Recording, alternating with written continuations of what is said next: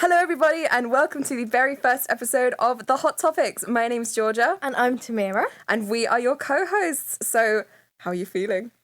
I am laughing so much. This is so bad. This is our first podcast, guys. And actually, I don't even know how it even started. We met the second time and we decided to make a podcast and force you guys to listen to us yap. Absolutely. So, Because no one else will. No, let's be real.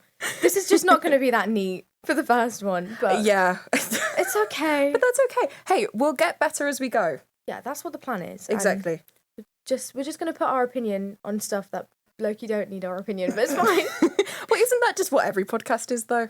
Yeah. When you think about it, isn't every podcast just a handful of people with microphones yapping? Yeah, you do have a very valid point with that. Exactly. Well, to get onto our yapping topic. Quite. How did you find the traitors yesterday? I mean, so we like to talk. We've both been obsessed with it. At the time of recording, the finale happened a couple of days ago. So by the time this goes out, it would have been about a week. Yeah. Since the final. So I feel like we're in safe time frame for talking about this, and we don't have to forewarn people about spoilers. You know, my sister, she took 2 days to watch it because she just fell asleep. Oh. And she was like, "Don't spoil it for me." I was like, "You should have just woke." Yeah. She was in New York, so it makes sense. Okay. Well, fair enough. I was just like, "Come on." Yeah. It's the traitors. Also, how do you avoid spoilers on social media in that? She just didn't go on Instagram. Oh, well, fair enough. She was like, "Tammy, this is the hardest thing of my life." But yeah. Yeah. Oh, anyways, God. how did you find it? I thought it was great. No, I know. I was actually so shocked. I actually voice noted Georgia, and I was like, "Did you just watch the traitors?" Yes. Oh my God. You did. Alan, out of anyone. Out of anyone. But the only person who could get away with that was Alan. Oh, Let's absolutely. be real. I just loved that he was absolutely the worst player and he won the whole thing. It's the fact that he was like, "Oh, I'm worse than Linda." Yeah. And he actually won. It's crazy. Oh my God. It was mad. Oh my God, I was just on absolute tenterhooks. No, 100%. Watching the final. God, and when Joe Marler went out, I know. But on that topic, we should actually get onto our topic. Yes, we should. Yes. Because you might think, why are we talking about traitors? There is a reason that we're talking about this. And we actually wanted to go into the idea that, how well do we really know celebrities? Exactly, because we both have, with shows like this, you find personalities that you really gel with, or you see sides of people that maybe you didn't expect to, and we both definitely found that whilst watching this season of Celebrity Traitors, didn't we? Yeah, for me, Tamika, I know she went out ages ago, but Tamika, she struck me because I am a massive EastEnders fan. I watch it, not just the seasonal Christmas episodes, I actually watch it. And she's one of my favourite characters in it. She's always so bubbly, she's always so bright, and I feel like I just saw Tamika and she just wasn't Kim that I loved from the TV show. Yeah. And it's kind of weird because then you've got to kind of disassociate from the character that she's playing to her as a person, and I forgot that they're completely different. Yeah, no, exactly. I had the exact same thing with watching Celebrity Traitors with Nick Mohammed, because my main association with him is him playing, his character Mr. Swallow? No. Okay, well, basically, the character is just, very, silly and camp and ridiculous. Yeah. But then him as a person was just, so sweet and, down to earth, which I was not expecting. No, I know. It's kind of crazy. Some of the people I didn't even know. But actually, no, something makes me laugh. You know David? Me and my sister was talking about it, and we were in David's, end credits, he was, saying how I'm really glad that, I've let myself be who I am. And then I watched this documentary of him the other day, it was just on TV. Mm-hmm. He's the exact same person. He's just kind of giving his story in. Yeah, and I love that because obviously you do history. I do, yeah, I'm a history student. And I'm a history enthusiast, let's say. Yes, yes. But it was so funny. Me and my sister was giggling about it. But, yeah, no. That was when she actually finished Traitors. Yeah, when she finally got around to it. Yeah, but it's kind of crazy thinking about people in that play characters or have a persona and that are celebrities almost. They've got to fit a certain brief. Yes. Yeah. And even with Jonathan Ross, firstly, if I was going into traitors, I would have already called that Jonathan Ross and Alan Carr was gonna be a traitor because they're big names. Yeah, I know what you mean. You know what I mean? But it's almost like you know them without actually knowing them. Yes, no, exactly. And that's sort of what we wanted to talk about today. We think we know people, but how well can we actually know people? Yeah, 100%. I agree with that. And specifically what we wanted to talk about with that is the concept of parasocial relationships. Yeah, I mean, I haven't done that much research on parasocial relationships, but I know Jorja has. So. Yes, I have. So I got this from the website Cerebral, that said that the term parasocial relationships was coined in 1956 by the sociologists Donald Horton and Richard Wall after they observed that with the rise of televisions cropping up in people's houses, individuals were starting to form bonds with celebrities, and they noted the peculiarity of these bonds because the individual at home knows loads about the celebrity, but the celebrity doesn't know that the individual even exists. Yeah, it's a very strange, one-sided relationship that you form. Yeah, but I think it's important, especially in like the 21st century, in our day and age, where we've got Instagram and TikTok and Facebook and Netflix, everything. Yeah.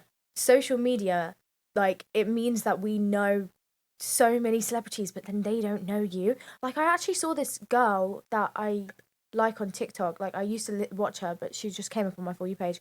I think her name's Spencer, and she just got engaged, and she was like, "Oh, I know Spencer Barbosa." Yeah, her, yes, Spencer. I know her. And she was like, I want to try and get all like 12 million of my fans at my wedding, and I'm like, or like try and get them to see it, because it's like, oh, you've been through my journey, but you don't know every single 12 million even. Yeah, I hadn't seen that. Did she say that? That's wow. Yeah, it was on a TikTok. I saw it. Okay. It was on my For You page. And it's just a bit like, don't get me wrong, Spencer Barbosa is a baddie. Yeah, she seems like a lovely girl. But it's almost like kind of performative at the same way. Like, obviously, you're not going to invite 12 million people to your wedding. Yeah, You know? I know exactly what you mean, yeah. But it's kind of like these parasocial relationships, it gets people like us, like people who like idolize celebrities, to almost be so in control with like what they're doing and want to be there through everything, but then they have no clue about who we are. I know, it is very strange when you start to really think about it. It is very, very odd. But I mean, we all, I think, form parasocial relationships to varying different extents, whether you just have people that you quite like to people that you really, really love. You can think of anyone right now, you know, that you idolize in some kind of a way. We've all got them. 100%, but I don't necessarily think that that's a thing that like everyone has. There's like obviously levels to it. Yeah. But it's like people can separate art from artists. People can separate things, you know what I mean, from people. Mm-hmm. Like, for example, I know The Weeknd right now, he, like, everyone's uproar because he's not got a Grammy. And I'm on that side because I'm like, he's amazing. Come on. You like The Weeknd, don't you? 100%. Like, who doesn't at this point? Like, everyone likes at least one song. Mm-hmm. But it's almost like people are like defending him to the grave. And don't get me wrong, like, I love him, you know, fought for them tickets for his concert. But it's almost like you've also got to remember, like, at the end of the day, it is what it is. Like, you kind of can't help what people are seeing it as. So I feel like there is a limit to it. I feel like people go really deep into it. Like, I remember one of these girls in my old school, like, she was a sweet girl. She knew, like, all the One Direction blood types. Blood types? Yeah. Why? She was a fan. I don't know. I mean, I feel bad for saying it. She was really lovely. Like, I really liked her. But, like, fair enough. But, like, I mean, there are people that I really look up to, and I would never be tempted to look up their blood type. Bro, I don't even know my own blood type. Exactly. I was just thinking, I don't even know my blood type, let alone the members of One Direction. No, I know. It was like, she actually recited it. She was like, so Louis O negative. And I was just like, I have no...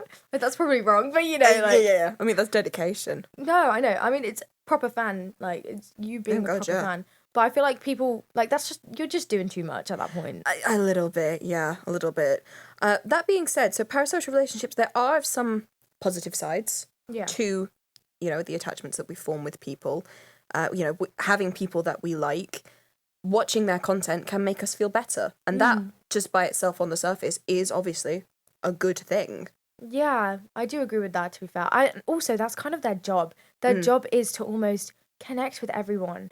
Like, I'm doing this, like, screenwriting thing, and the whole thing that you're meant to do with, like, movies, films, marketing in general, you've got to make the person care. Yes. And how are you meant to care unless you've got some form of an attachment or a relationship or something to like exactly pull on, you know? Mm-hmm.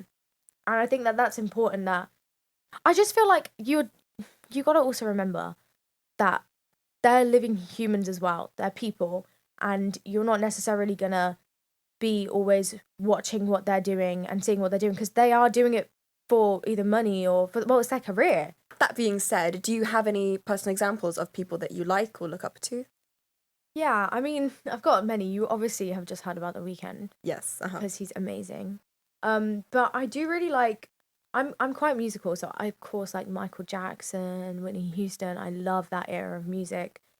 But to be honest, oh, and Olivia Rodrigo recently, like she's my idol. But not even in like a way that's creepy. It's just like I just love her music and I just love her vibe, you know?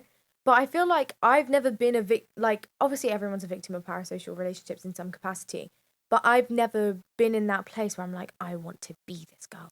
I want to be who they are. You like ride or die so hard for them that you know, and because I feel like also clinging onto that image is kind of negative, like because it's gonna. I've seen like loads of stuff of like Ariana Grande lookalikes and stuff, like, and it's just like you really like care so much about this person that you're changing the way you are, and these days I just kind of live for myself, which is a bit philosophical, but I mean. You. That's what the podcast is actually. It's not hot topics. No. It's philosophy. Deep philosophical debates. You'll come away from this podcast a smarter person than you were before. Because you're going to be listening to my bullshit. Perfect. I feel like I'm definitely in the same headspace as you. I was having a think before we started recording if there's anyone that I really, really idolize in that way.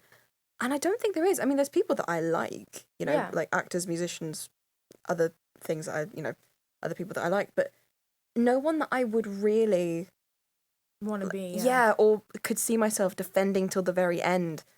Because it is that whole thing of like, at the end of the day, we don't actually know these people, despite how much we know about their lives. Yeah. Or how much we think we know about their character. Yeah. If you have not spent one-on-one time with somebody with no cameras around, can you really say that you know and understand someone?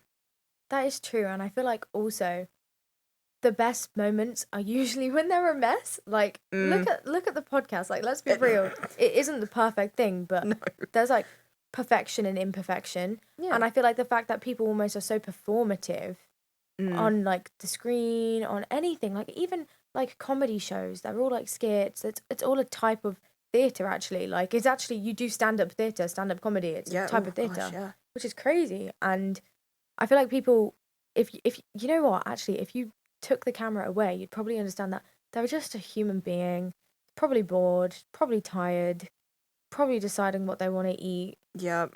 And it's kind of crazy to like simplify people to that. And we shouldn't, but also we should also recognize that they're one of us, you know? Yeah, no, absolutely.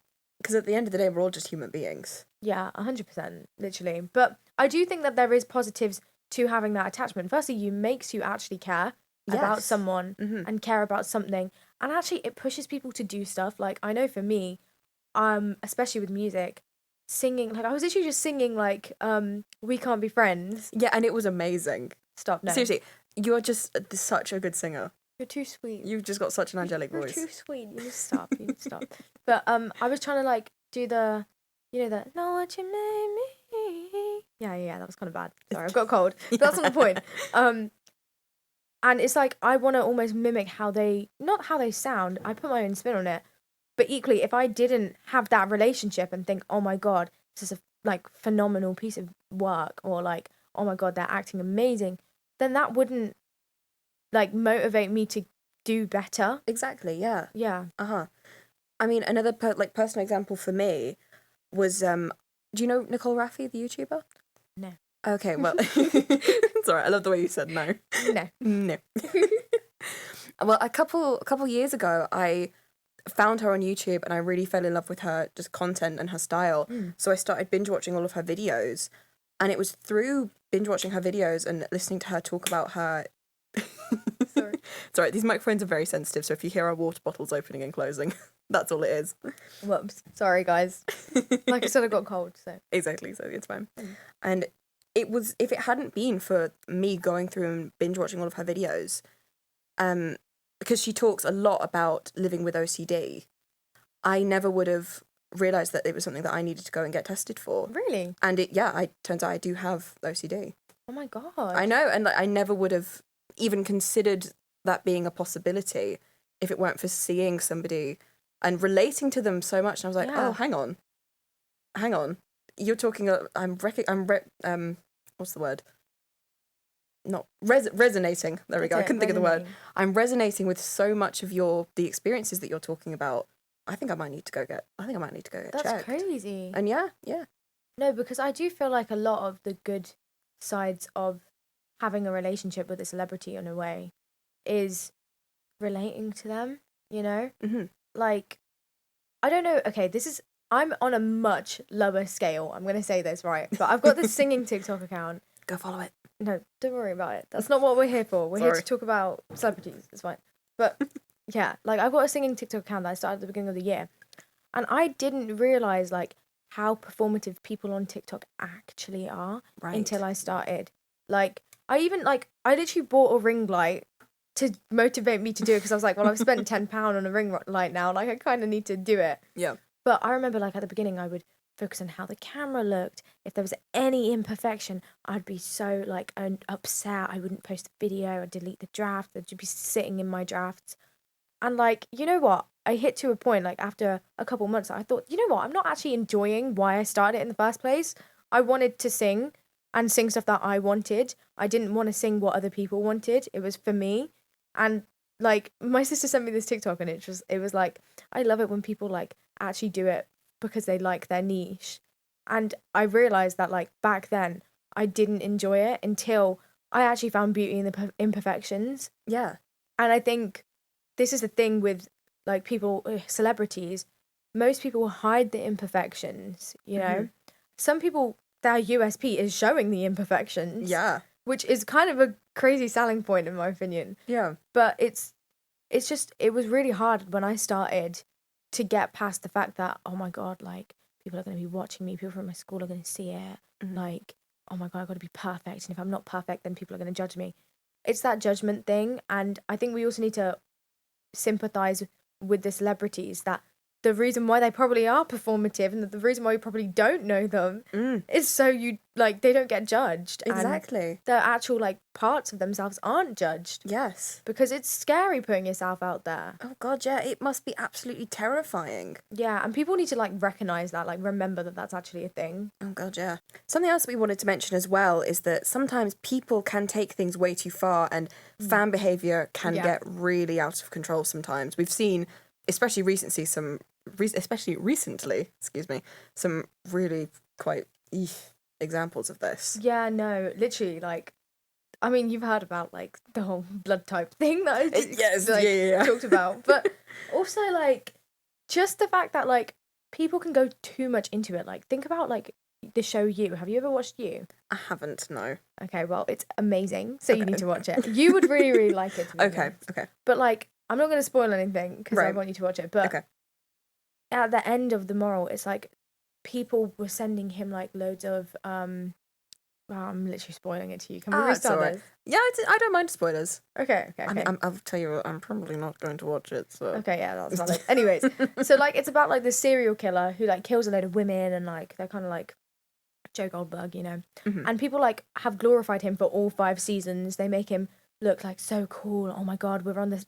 The thing is, they position us on the side of the person, like the serial killer, which is crazy because even I was at points where I was like, oh my God, I love Joe Goldberg because like it's great, and you can see like the thought process behind it, and the whole thing was that the moral was like maybe the real problem is you, because the whole show everyone's been almost so attached to this serial killer, and then it goes to like fanfics that were made from him. And it goes to, like, people defending him with his life. And I think this is, like, it shows the negatives in this context. No, that's a really good example for what we're talking about, absolutely. Exactly. And it's crazy. Like, imagine, like, you're literally taking the side of a serial killer. And I feel like people forget that they're performative online. And, like, it's the same thing here. Like, even with stuff like the Amber Heard case, people would position themselves on whose side, like Johnny Depp would never, or Amber Heard would never. Yeah. I mean, that was kind of just a joke in general. Yeah, like, no, that turned into a whole thing, and it's like, people forget that, like, oh, I'm team this person, I'm team that person. No, you are team nobody. Exactly. You do not know the specifics of what's going on. No, How can you exactly. possibly say that? No, exactly. And even like stuff like the David case that's been that was happening, and like P. Diddy or Jeffrey Epstein and stuff like that. It's like, we don't know the full story, so why are you siding on anything? You know what I mean? Like, I mean, some of the stuff are kind of crazy. Like, when the facts come out. Yeah, like, a couple of those examples, I think it's a bit more. There's less of a grey area with a couple of those examples. To be honest, yeah, valid. But I know what you're trying to say. Yeah, like, it's my point is just like, it shouldn't really be in media, stuff like that. Like, I don't get why people release stuff like, oh my god, there's been this that's been seen, when there's been no conclusion to it. You know what I mean? Mm-hmm. And that's the thing with the Epstein files. They were almost so quiet until like they came out, and it was like, oh my god, you know?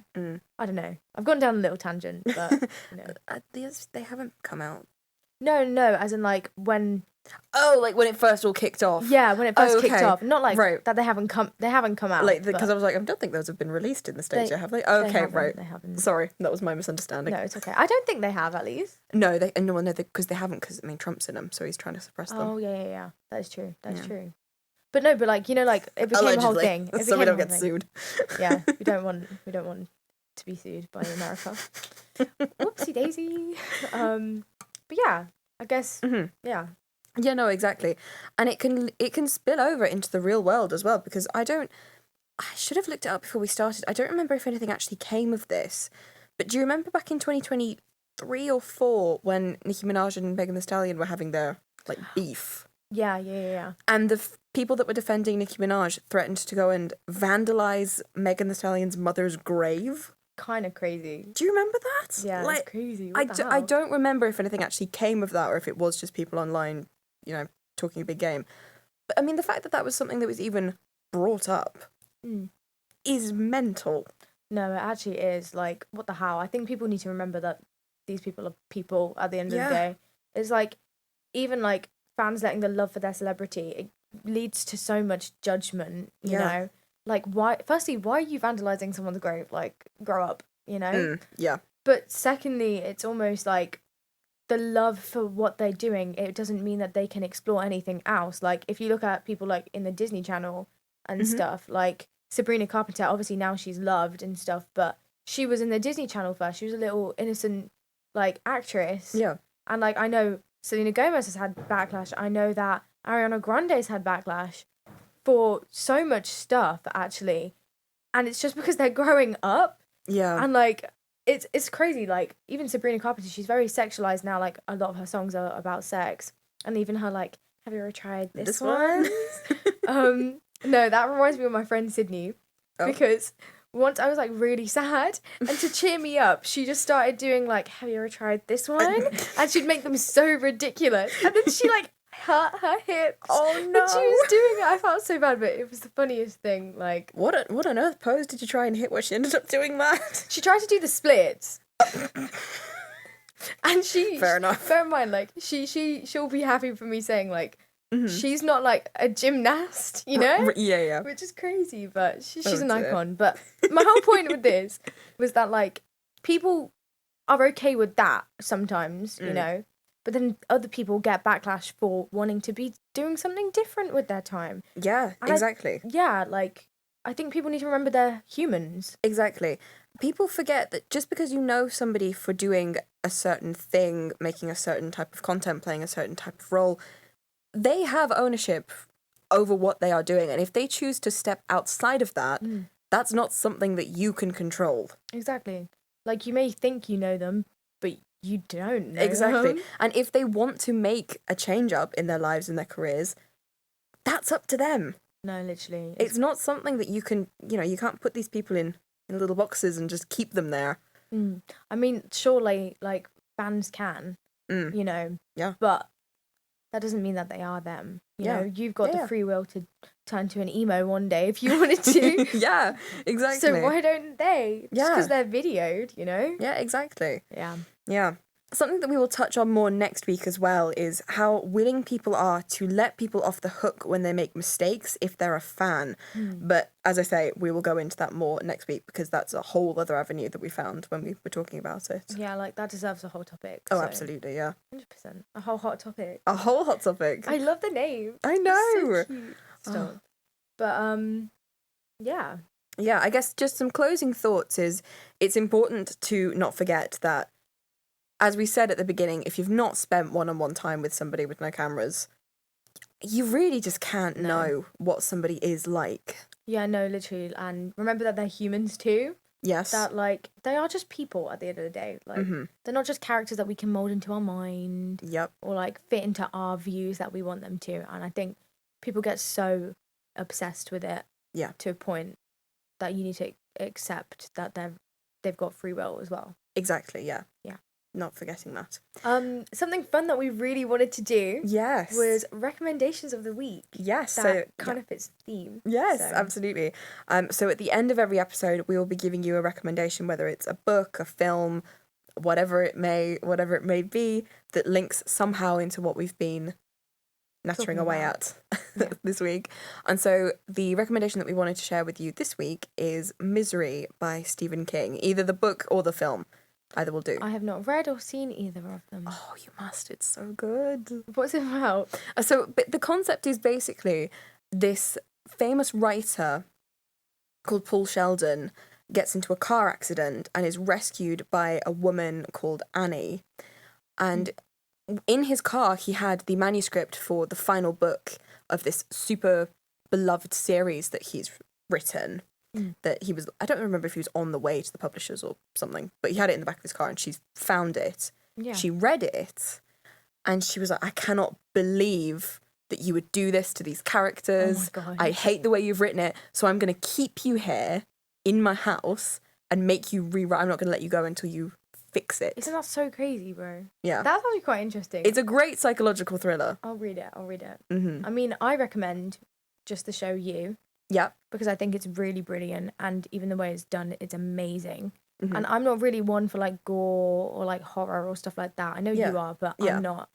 And it is done amazingly. Oh, okay. Definitely. And I'm trying to think of the other one that I was going to say. Traitors, obviously. Come on. I mean, exactly. I feel like a week on from the finale, people might be sick of it. But if you hadn't seen it, it was really good. Yeah. To be honest, I kind of prefer the normal people's traitors. I did as well. I think just because the stakes are higher, because they're actually playing for, because, I mean, obviously not that playing for charity is not very important and very high stakes, but, it's different. It's a different stakes. People, I think, got more cutthroat when the money was for themselves. Yeah, 100%. Like, I feel like also, we all also already almost know, or maybe we don't know, the people when they're celebrities. Going with preconceived ideas. Exactly. Whereas all the other people, we don't know. Exactly. So we can't guess, basically. Yes. Well, if you've made it to the end of this episode, genuinely thank you so much. Yeah, it means a lot that we've got our loyal listeners, which is probably just our parents. Yeah. But hey, that's something. No, it means a lot, though. Like, absolutely, it does. Yeah. And you can join us next week for the second episode of The Hot Topics. Which I am very excited for. Me too. I guess I'll see you then. Bye. Bye.